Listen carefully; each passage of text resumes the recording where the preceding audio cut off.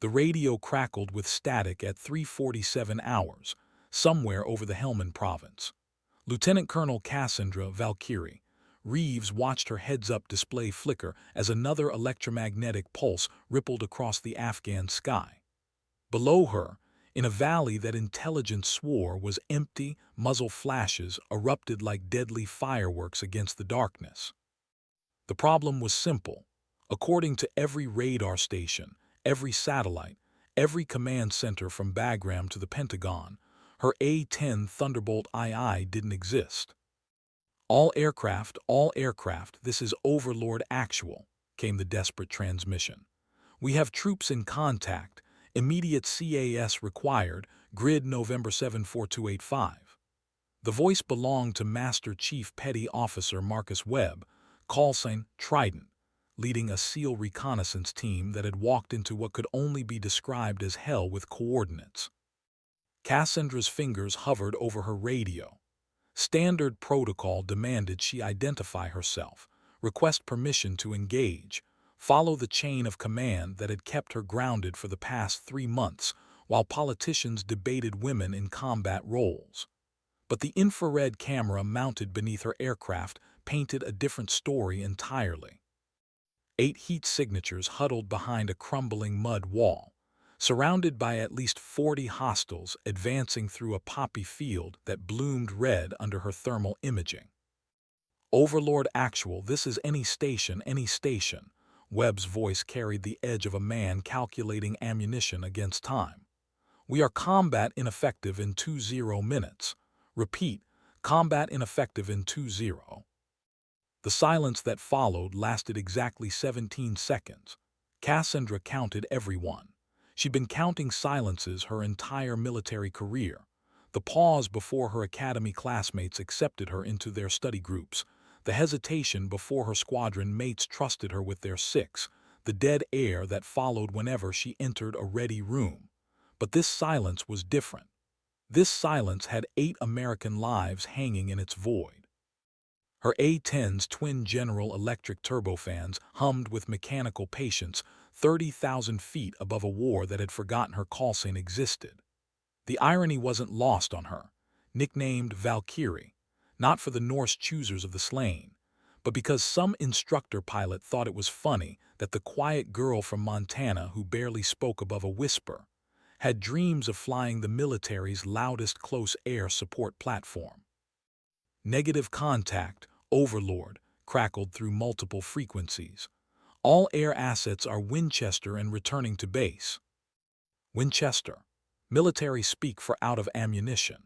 But Cassandra's weapons display showed 1,174 rounds of 30 depleted uranium, ready to feed through the GAU-8 Avenger cannon, plus a full complement of AGM-65 Maverick missiles hanging from her wing pylons like mechanical hornets eager to sting.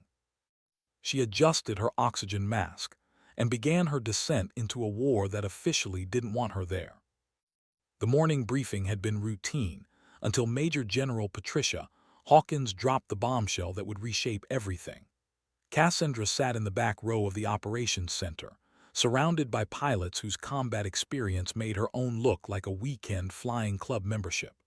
The PowerPoint presentation clicked through its familiar rhythm of weather updates, threat assessments, and mission priorities when Hawkins paused on slide 7.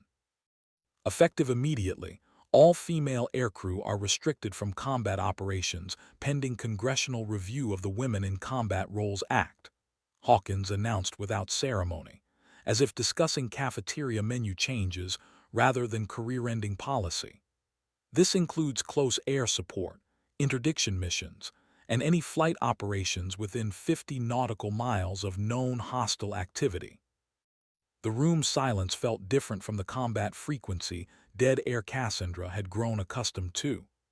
This was the suffocating quiet of institutionalized disappointment, heavy with the weight of battles she'd never be allowed to fight. Around her, male pilots shifted uncomfortably in their seats, some nodding with resignation, others studying their boots with the intensity of archaeologists examining ancient artifacts. Captain Hawk Morrison, whose F-16 had been sharing formation flights with Cassandra for the past 18 months, turned in his seat. "Val, this is temporary political theater. You know that, right?" His whisper carried genuine concern, the kind of empathy that had made their professional relationship something approaching friendship. Cassandra's response was a barely perceptible nod. She'd learned early in her military career that words often carried less weight than silence, especially for women whose voices seemed to disappear in rooms filled with testosterone and tradition. Her fingers absently traced the Valkyrie patch on her flight suit, the Norse warrior maiden she'd never asked for but had learned to embody through sheer stubborn competence. 3 months of desk duty followed. Cassandra filed flight plans for training missions that never launched, reviewed maintenance reports for aircraft she wasn't cleared to fly, and watched younger, less experienced pilots rotate through combat deployments while she organized supply requisitions with the methodical precision of someone slowly going insane. The bureaucratic purgatory of being simultaneously essential and unwelcome became her daily reality.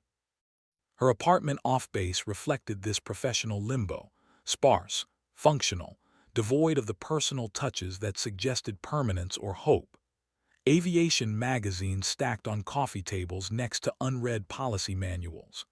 Flight gear hanging in a closet like the preserved uniform of a soldier who died in a war fought entirely with paperwork and congressional hearings.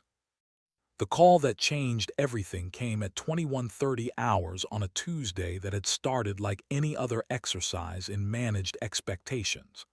Colonel James, Reaper, Sullivan's voice carried the gravitas of someone delivering news that would require immediate action and long-term consequences. "Valkyrie, we have a situation developing in Sector 7. Intelligence indicates a high-value target meeting scheduled for 400 local. All available air assets are committed to Operation Desert Falcon, leaving us with a significant capability gap." Cassandra understood immediately. Desert Falcon was the kind of large-scale offensive that consumed resources like a brushfire consuming oxygen. Every fighter, every attack helicopter, every drone with missiles would be committed to targets deemed strategically important by planners who measured success in PowerPoint presentations rather than lives saved. The valley where Master Chief Webb's team was about to make contact wasn't strategically important. It was tactically critical, which in military bureaucracy represented an entirely different priority level. Strategic importance got congressional attention and media coverage. Tactical criticality got American soldiers killed while everyone focused elsewhere. "Sir, I'm grounded pending review," Cassandra replied, though her voice carried the tone of someone stating facts rather than accepting limitations. "Officially, yes." Sullivan's pause lasted exactly 4 seconds. "Unofficially, maintenance has an A-10 that needs a functional check flight, whether conditions require an experienced pilot. The flight plan shows a training route that coincidentally passes through Sector 7. The conversation that followed lasted another 6 minutes and 43 seconds. When it ended, Cassandra was already reaching for her flight gear, muscle memory, overriding 3 months of forced inactivity. Her hands moved with the practiced efficiency of someone who'd dreamed of this moment through 97 days of bureaucratic exile. Her A-10 waited on the flight line like a mechanical predator, designed by engineers who understood that sometimes war required ugly, honest solutions rather than elegant technological marvels. Twin engines mounted high on the fuselage to minimize ground fire damage, titanium bathtubs surrounding the pilot compartment, and dominating everything else, the GAU-8 cannon that gave the aircraft its nickname, Warthog. As Cassandra completed her pre-flight inspection in the pre-dawn darkness, she whispered a prayer her grandmother had taught her in Crow, words that honored both the sky and those who traveled beneath its protection. Tonight, she would discover whether 3 months of silence had prepared her for war, or war had been waiting for her silence to end. The tactical frequency erupted with controlled chaos as Cassandra descended through 25,000 feet. Master Chief Webb's voice had evolved from professional concern to barely controlled desperation, each transmission painting a more dire tactical picture. "Overlord Actual to any station. We are taking effective fire from 3 sides," Webb reported, his words punctuated by the distinctive crack of AK-47 rounds impacting nearby. "We have 1 urgent surgical, 2 routine surgical, and approximately 40 enemy personnel advancing on our position." Cassandra's targeting pod painted the battlefield in stark infrared contrast. The SEAL team had found cover behind a compound wall, but their position was being systematically reduced by coordinated small arms fire and what appeared to be at least 2 RPK light machine guns. The tactical situation was deteriorating with mathematical precision. 8 Americans with finite ammunition facing an enemy force that seemed to be reinforcing rather than retreating. "Trident, this is Valkyrie," Cassandra finally transmitted, her voice carrying across the tactical frequency like a ghost materializing from radio static. "I have eyes on your position and am prepared to provide immediate close air support." The radio silence that followed lasted 8 seconds. When Webb responded, his voice carried the careful tone of someone who'd learned not to trust miracles until they delivered tangible results. "Valkyrie, be advised all air support was reported Winchester and RTB. Please confirm your station and weapon status." "Trident, Valkyrie is on station with full loadout. I show multiple heat signatures advancing on your position from grid November 74285 through November 7430. Request immediate target designation." Through her targeting system, Cassandra watched the enemy advance with tactical patience. These weren't the poorly trained insurgents' intelligence briefings often described. Their movement patterns suggested coordination, experience, and most importantly, confidence that no American air support would interfere with their operation. They moved like soldiers who'd been promised the sky belonged to them tonight. Her radio crackled with multiple simultaneous transmissions as word of her presence spread across command frequencies. Operations centers that had spent 3 months pretending she didn't exist suddenly discovered urgent administrative concerns about unauthorized flights and policy violations. But beneath the bureaucratic panic, another conversation was taking place on secured channels. Experienced combat controllers and forward air controllers who understood that sometimes survival trumped regulations. "Valkyrie, this is Pinpoint," came a new voice, belonging to Staff Sergeant Danny Pinpoint Rodriguez, the Air Force combat controller embedded with Webb's SEAL team. His call sign reflected an almost supernatural ability to guide ordnance onto targets with surgical precision, a skill that had saved American lives across 3 combat deployments. "Pinpoint Valkyrie, send your 9 line," Cassandra responded, referring to the standardized close air support brief that would guide her weapons onto enemy positions while ensuring her rounds landed nowhere near the Americans sheltering below.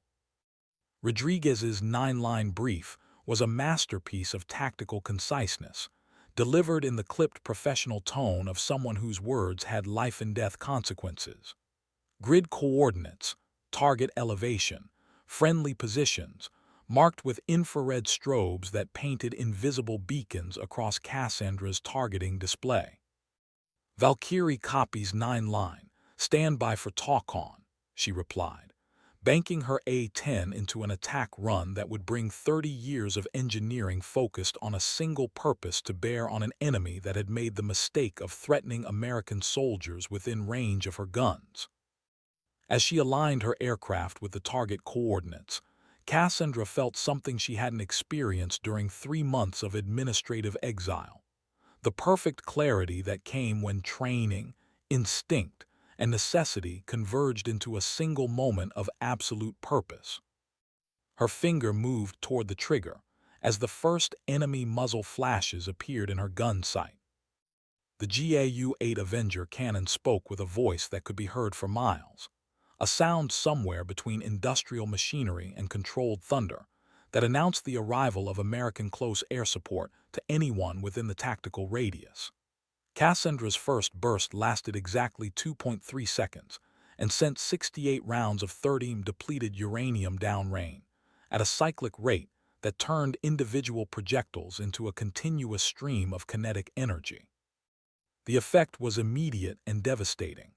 Through her targeting pod, she watched as the coordinated enemy advance dissolved into chaos, with surviving combatants seeking cover behind anything substantial enough to stop projectiles designed to penetrate Soviet tank armor.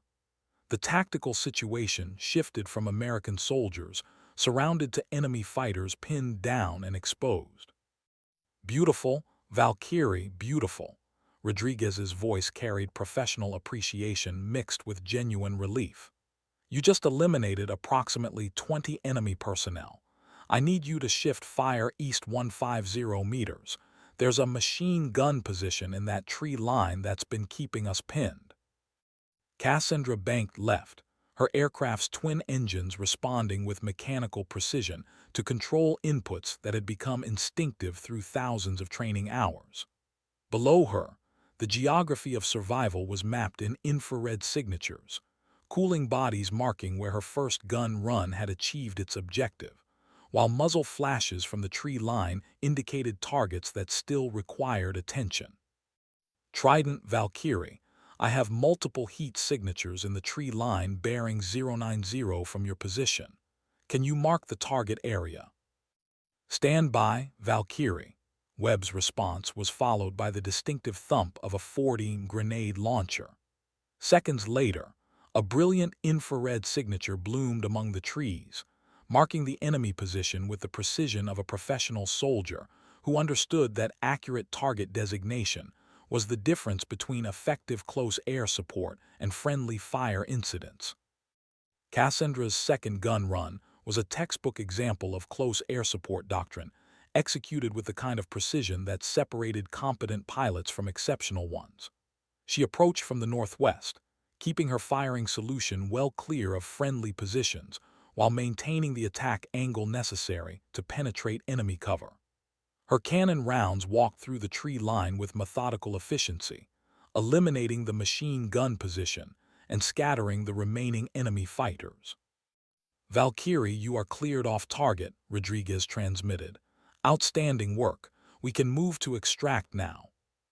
But as Cassandra pulled up from her attack run, her radar warning receiver began painting threat symbols across her heads-up display.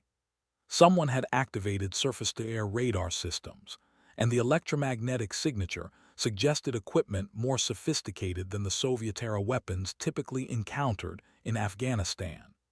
The tactical situation was evolving beyond the simple close air support mission she'd expected. All stations, this is Overlord Actual," came a new voice on the command frequency. "We have indications of advanced air defense systems in Sector 7. All aircraft are directed to egress immediately." Cassandra's response was immediate and professional. "Overlord, Valkyrie is still providing cover for ground extraction. Estimate 10 minutes to complete." The pause that followed was filled with the kind of silence that preceded career-defining decisions. When the response came, it carried the authority of someone whose words would be recorded, analyzed, and potentially used as evidence in subsequent investigations. "Valkyrie, you are directed to return to base immediately. That is a direct order." Through her canopy, Cassandra could see the infrared strobes marking Webb's team position as they began their movement to the extraction landing zone. 8 Americans whose survival depended on her continued presence overhead, moving through terrain that might still conceal enemy fighters equipped with weapons systems sophisticated enough to threaten American aircraft. Her finger moved to the radio transmission button as she made the decision that would define the rest of her military career. The radar warning receiver's tone intensified as multiple SAM sites achieved lock-on, painting Cassandra's A-10 with electromagnetic energy that translated into immediate mortal danger. Her threat detection system, identified the signatures as SA-15 Gauntlet missiles, Russian-manufactured systems that represented a significant technological upgrade from the typical Taliban weapons cache. Someone had supplied this remote Afghan valley with air defense capabilities designed to challenge modern Western aircraft. Valkyrie, we're reading multiple SAM sites active in your area, came the urgent transmission from AWACS control. You need to egress immediately before they achieve firing solution. Cassandra's training kicked in with automatic precision. She began defensive maneuvering, rapid altitude changes, erratic flight patterns, and chaff deployment designed to confuse incoming missile guidance systems. But even as her hands worked the controls with practiced efficiency, her tactical display continued showing the 8 infrared signatures moving slowly across hostile terrain toward their extraction point. Trident Valkyrie, be advised I'm being painted by multiple SAM sites. What's your movement timeline to LZ? Webb's response carried the calm professionalism of a special operations veteran who'd learned to compartmentalize immediate threats while focusing on mission completion. Valkyrie, we need 8 minutes to reach extract. We've got one man who can't move fast, and we're still taking sporadic small arms fire. 8 minutes. In air-to-air combat, 8 minutes was multiple lifetimes. Against surface-to-air missiles with active radar guidance, 8 minutes was enough time for enemy operators to calculate intercept solutions, coordinate multiple launch platforms, and create an engagement envelope that would make survival extremely unlikely. All stations, this is Overlord Actual. The command frequency crackled with barely controlled urgency. Valkyrie is directed to egress Sector 7 immediately. We cannot risk losing aircraft to advanced air defense systems. The decision tree was stark and unforgiving. Follow orders, preserve the aircraft, and leave 8 Americans to extract without air cover through terrain that might still contain hostile forces. Or maintain position, accept the surface-to-air threat, and provide overwatch until the SEAL team reached safety. Cassandra's response was transmitted on the tactical frequency rather than the command net, ensuring that every operator monitoring the situation would hear her decision. Trident, Valkyrie is remaining on station until you're secure. I'll deal with the missiles. What followed were the 8 longest minutes of Cassandra's military career. She flew a complex defensive pattern that kept her aircraft moving unpredictably while maintaining visual contact with the extraction team below. Her radar warning receiver painted constantly changing threat pictures as multiple SAM sites attempted to achieve firing solutions, while her chaff and flare dispensers worked continuously to confuse incoming guidance systems. The first missile launch occurred at minute 4. Cassandra's threat detection system registered the electromagnetic signature of an SA-15 leaving its launcher, followed immediately by the distinctive radar pattern of terminal guidance activation. She deployed countermeasures and initiated violent defensive maneuvering, pulling G-forces that tested both her equipment and her physiological limits. The missile passed within 50 meters of her aircraft, close enough that she could see its exhaust trail through her canopy, before it detonated harmlessly in the chaff cloud she'd ejected during her evasive maneuver. "Holy shit, Valkyrie, we saw that one," Rodriguez transmitted. "Are you still combat effective?" "Affirm, pinpoint, still on station. What's your status?" 4 minutes to extract. Keep doing whatever you're doing up there." The second missile launch came 90 seconds later, this time from a different azimuth, suggesting coordinated fire from multiple sites. Cassandra's defensive response was even more aggressive, diving toward the terrain while deploying every electronic countermeasure her aircraft carried. The missile's proximity fuse activated close enough to rattle her aircraft with shrapnel, but the A-10's legendary survivability proved itself once again. At minute 7, as Webb's team reached the landing zone, Cassandra's fuel gauge registered critically low levels. The defensive maneuvering had consumed aviation fuel at rates that made return to base mathematically challenging. But through her targeting pod, she could see the distinctive infrared signature of an extraction helicopter approaching from the south. "Trident, I have rotary wing extract inbound to your position. Time to get your people home." Webb's final transmission carried gratitude that would echo through Cassandra's memory for years afterward. "Valkyrie, we owe you 8 lives. That won't be forgotten."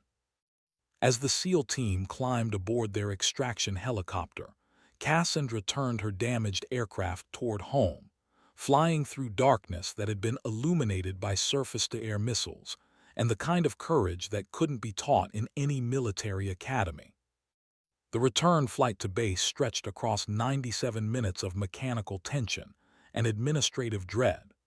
Cassandra's A-10 had sustained damage from the second SAM's proximity fuse, minor systems failures that didn't threaten flight safety, but would require detailed maintenance reports and investigations that would inevitably focus more on policy violations than mission success. Her fuel gauge indicated reserves barely sufficient for landing, assuming no additional defensive maneuvering would be required. The mathematical precision was uncomfortable, enough aviation fuel to reach the runway with perhaps 5 minutes of reserve, assuming optimal atmospheric conditions and no complications during approach. Military aviation had taught her that complications were not assumptions, but certainties, typically occurring at the moments when they could cause maximum consequences. The radio had been quiet since she departed Sector 7, carrying only routine air traffic control transmissions and weather updates that painted a picture of normal operations continuing, while her career trajectory underwent fundamental recalibration. She knew that multiple investigation boards were likely already being convened, staffed by officers whose combat experience existed primarily in PowerPoint presentations and policy manuals. Her approach to Bagram was conducted under the scrutiny of every senior officer who'd been awakened by reports of unauthorized combat operations and direct violations of congressional restrictions. The runway lights stretched ahead like a mechanical constellation, guiding her toward consequences that would likely end her flying career, while simultaneously validating every tactical decision she'd made.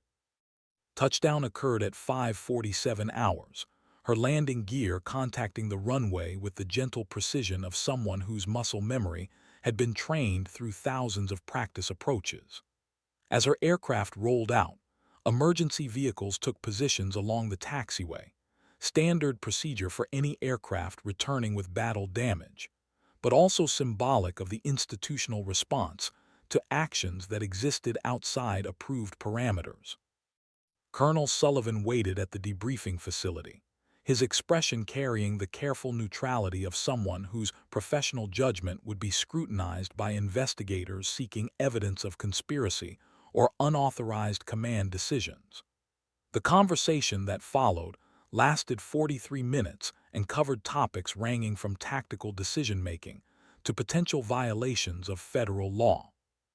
"Lieutenant Colonel Reeves," Sullivan began, using her formal rank and surname rather than her call sign, "you understand that your actions tonight constitute direct violation of explicit orders restricting female aircrew from combat operations."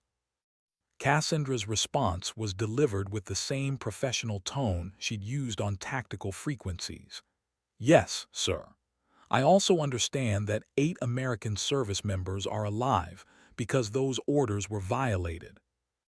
The silence that followed was interrupted only by the mechanical hum of air conditioning and the distant sound of aircraft operations, continuing despite the administrative crisis developing in the debriefing room. Sullivan's next question would determine whether her court-martial would focus on insubordination or heroism. "In your professional military judgment, Lieutenant Colonel, were there alternatives to direct engagement with hostile forces?" The question was carefully phrased, offering multiple potential responses that could either mitigate or exacerbate the charges likely to be filed within the next 24 hours. Cassandra understood that her answer would be analyzed by defense attorneys, prosecutors, congressional representatives, and media commentators, seeking to transform her tactical decisions into political symbolism. No, sir. Ground forces were in immediate danger with no other air support available. Mission success required direct engagement.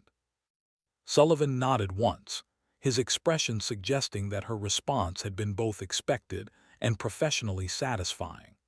What he said next would reshape not only her career, but the broader conversation about women in combat roles that had been simmering through congressional hearings and media debates for the past 18 months. Lieutenant Colonel Reeves, you are hereby relieved of flight status pending administrative review. However, you should know that Master Chief Webb has submitted a recommendation for the Distinguished Flying Cross, endorsed by every member of his team and supported by video evidence recorded by their helmet-mounted cameras. The irony was perfect and bitter. Relieved of the duty that defined her professional identity, while simultaneously being recognized for performing that duty with exceptional skill under impossible circumstances. 3 weeks later, Cassandra sat in a congressional hearing room that had been designed to intimidate witnesses through architectural grandeur and institutional symbolism.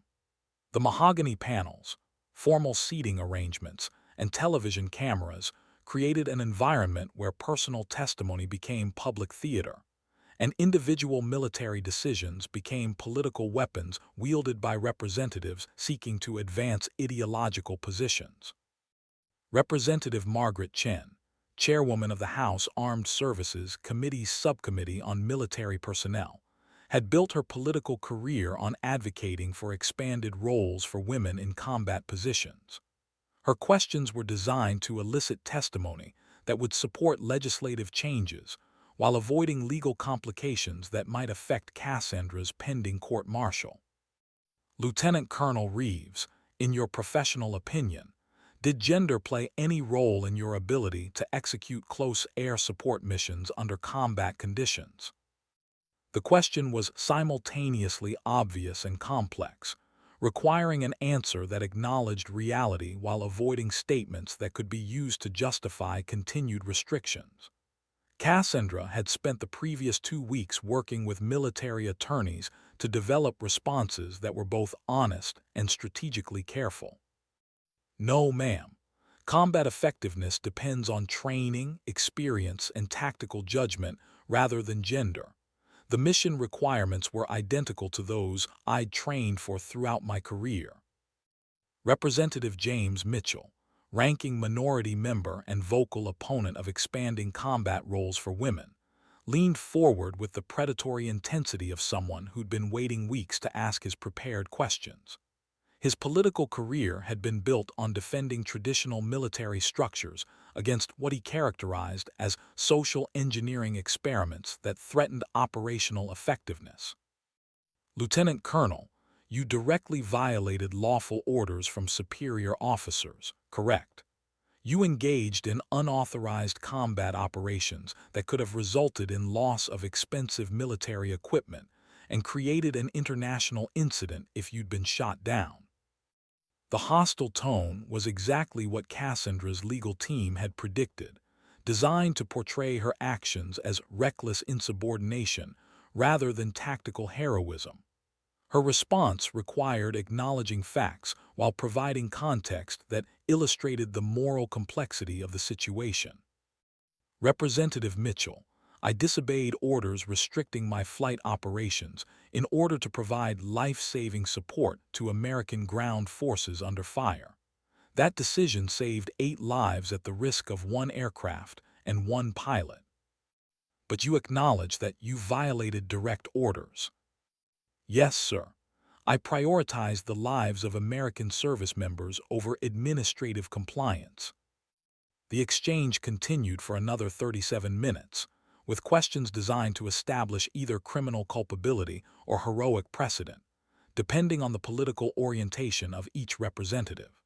Through it all, Cassandra maintained the professional composure that had characterized her entire military career, answering each question with factual precision, while avoiding inflammatory rhetoric that could be used against her in subsequent legal proceedings. The hearing's defining moment came when Representative Chen asked about the tactical communications she'd monitored during her flight to Sector 7. Cassandra's response would be quoted in military academies for decades afterward. "Ma'am, I heard American soldiers requesting immediate air support with no other aircraft available to respond. In that situation, policy restrictions become secondary to the fundamental military obligation to support American forces in contact with the enemy." The room fell silent for exactly 4 seconds before camera flashes began illuminating the hearing chamber like mechanical lightning, capturing the moment when one woman's tactical decision became a national conversation about courage, duty, and the institutional barriers that sometimes prevent the right action from being the legal action. 2 months after the congressional hearing, Cassandra received official notification that all criminal charges had been dropped in exchange for her voluntary resignation from active duty. The decision was presented as administrative efficiency rather than acknowledgement of the moral complexity surrounding her case, allowing political leaders to avoid taking definitive positions on issues that would inevitably resurface during future legislative debates. Her final flight occurred on a Tuesday morning that dawned clear and cold over Bagram Airfield. The A-10 she'd flown into combat had been repaired and returned to service, but regulations prohibited her from piloting the same aircraft she'd used to violate federal policy. Instead, she flew a different Warthog through a routine training mission that felt like a funeral ceremony conducted at 20,000 feet. The radio chatter was different during her last flight, respectful, professional, but carrying undertones of recognition that an era was ending. Pilots who had initially questioned her presence in combat squadrons now transmitted with the careful deference reserved for veterans whose actions had earned institutional respect through methods that couldn't be replicated in training scenarios. "Valkyrie, this is Tower," came the final transmission of her military career. "You are cleared for landing. It's been an honor working with you." Her response was brief and carried across frequencies that would remember her call sign long after her departure. "Tower, Valkyrie, the honor was mine." The landing was technically perfect, executed with the precision that had characterized every aspect of her flying career. As her aircraft rolled to a stop, ground crew members, who had maintained her A-10 through multiple deployments, rendered informal salutes that acknowledged professional competence rather than rank or protocol. Master Chief Webb had traveled from Virginia to be present for her final flight, arriving in dress uniform that displayed ribbons earned through 2 decades of special operations that had taken him to every active combat zone where American forces had operated. His presence in the debriefing facility represented the kind of professional endorsement that carried more weight than congressional testimony or media coverage. "Lieutenant Colonel," Webb's greeting carried the formal respect of someone whose life had been preserved by professional competence under impossible circumstances. "I wanted to thank you personally before you transitioned to civilian life." Their conversation lasted 19 minutes and covered topics ranging from tactical aviation to the institutional changes that would inevitably follow her case through military justice systems and congressional oversight committees. Webb's final comment would echo through Cassandra's memory during the difficult months of career transition that followed. "Ma'am, every operator in special operations community knows what you did that night. That reputation will follow you wherever you go next." As Cassandra cleaned out her flight locker for the final time, removing personal items that had accompanied her through 15 years of military service, she discovered a letter that had been placed among her gear by someone whose identity would remain unknown. The handwriting was careful and precise, suggesting military training, and the message was brief. "Valkyrie, thank you for showing us what courage looks like when regulations conflict with doing what's right. Your example will outlive any policy restrictions. Respectfully, a fellow aviator who hopes to follow your example when the moment comes." The letter was unsigned, but its presence indicated that her tactical decisions had resonated beyond the immediate participants in Operation Desert Falcon. Somewhere in the military aviation community, other pilots were considering the moral calculus that separated legal compliance from ethical action, using her case as a framework for their own future decisions when bureaucracy conflicted with battlefield necessity. The transition to civilian life proved more challenging than Cassandra had anticipated. Military skills that had made her exceptionally competent in combat aviation translated poorly to civilian employment opportunities that seemed designed for people whose careers had followed predictable trajectories rather than explosive detours through congressional hearings and court-martial proceedings. Her first job interview was with a regional airline that had expressed interest in hearing military pilots with A-10 experience, apparently believing that close air support skills would transfer readily to commercial passenger operations. The interview lasted 47 minutes and covered topics ranging from her tactical aviation background to the media coverage that had made her case a national conversation about women in combat roles. Ms. Reeves, the Human Resources Director, began, using civilian titles that felt strange after 15 years of military rank structure. "We're obviously familiar with your case from the news coverage. How do you think that publicity might affect your interaction with passengers and crew members?"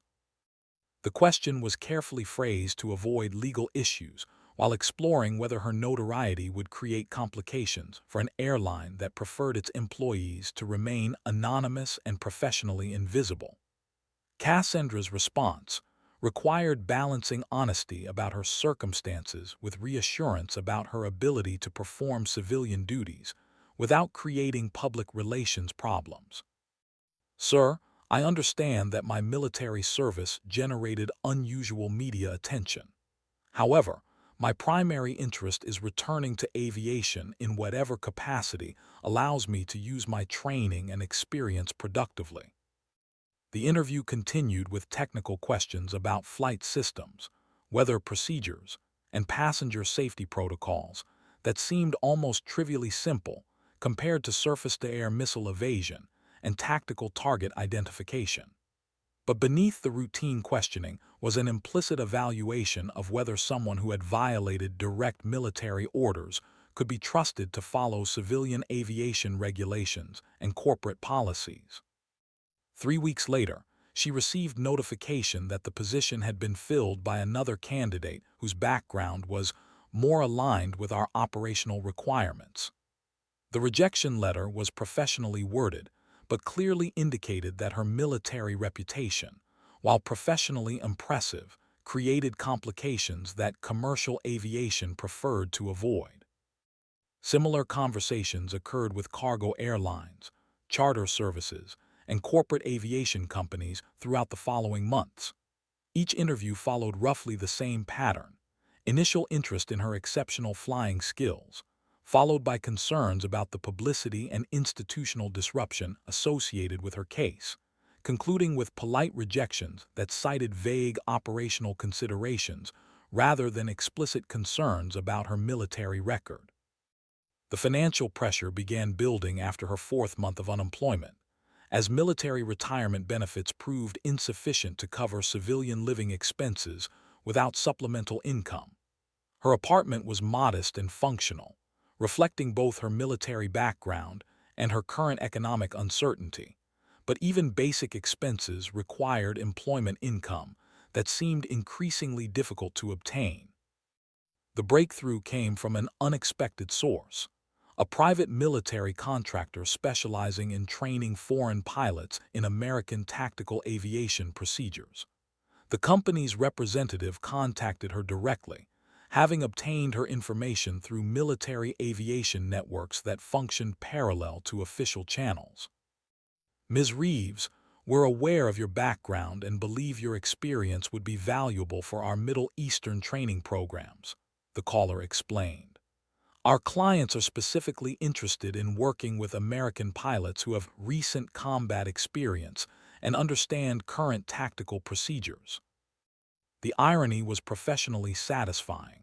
Civilian employers who viewed her military record as problematic, while foreign military services considered that same experience precisely the qualification they required. The position would involve 6-month deployments to allied nations, teaching their pilots advanced close air support techniques using American doctrine and procedures. The salary was substantially higher than anything domestic aviation had offered, and the work would utilize exactly the skills that had defined her military career. 6 months later, Cassandra found herself in the United Arab Emirates, standing beside an A-10 Thunderbolt II that belonged to a foreign air force, but carried the same mechanical personality she remembered from her military service. The irony was perfect. After being prohibited from flying combat missions as an American military officer, she was now teaching foreign pilots those same techniques as a civilian contractor. Her students were experienced aviators whose English was excellent and whose understanding of tactical aviation surpassed many American pilots she'd trained with during her military career. They approached their instruction with the serious professionalism of operators who knew their skills would be tested in actual combat conditions rather than training scenarios. Instructor Reeves, Captain Ahmed Al-Mansouri, addressed her using the civilian title that had replaced her military rank. "We have studied the tactical reports from your engagement in Afghanistan. Can you explain your decision-making process during the surface-to-air missile encounters?" The question reflected the kind of professional interest that had been absent from her American job interviews. These pilots wanted to learn from her tactical experience rather than avoid the complications associated with her political notoriety. Her response drew from memories of those 8 minutes when survival required split-second decisions based on training, instinct, and acceptance of calculated risks. Captain, successful SAM evasion depends on understanding the engagement envelope and using defensive maneuvering to force the missile guidance system into situations where it can't achieve intercept solutions, she explained, using technical language that translated tactical reality into teachable concepts. The instruction continued with hands-on demonstration flights that tested both her flying skills and her ability to communicate complex tactical concepts to pilots whose cultural background differed significantly from American military aviation. But the fundamental principles of close air support remained universal: accurate target identification, coordinated communication with ground forces, and precise weapons employment that achieved tactical objectives while minimizing collateral damage. During her second month of instruction, Al-Mansouri approached her with a question that revealed the deeper purpose behind the foreign military's interest in her expertise. "Instructor Reeves, in your experience, how does political pressure affect tactical decision?"